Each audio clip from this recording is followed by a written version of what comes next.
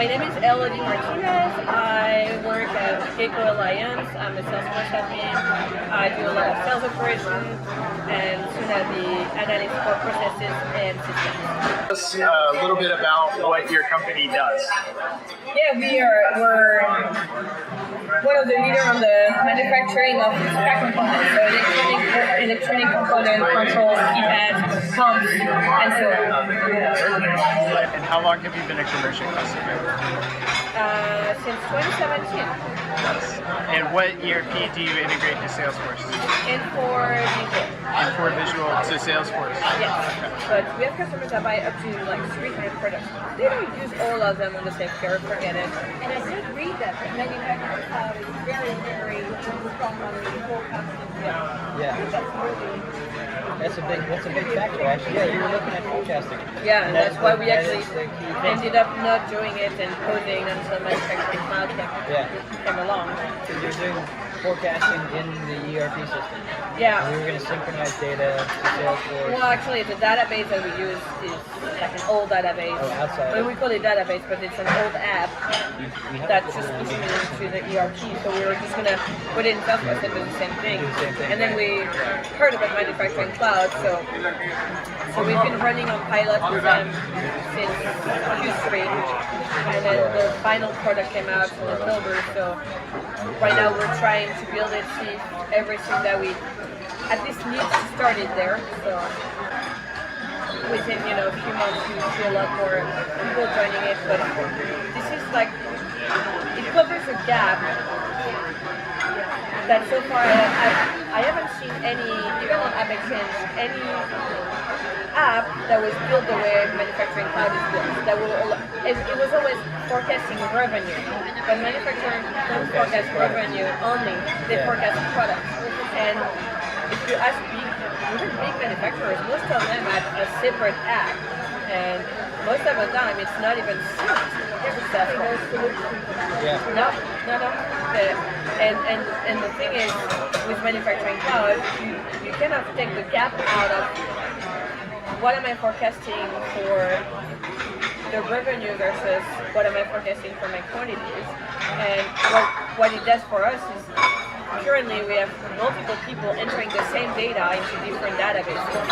So you have errors of entering the wrong data, you have the time consumption of it's a non-added value task. I mean, you're taking a number from an opportunity and you're putting it in other systems.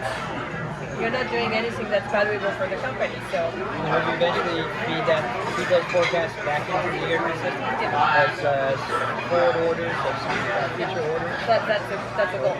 So right now we're trying it out. We have to convince. So the sales team obviously is convinced.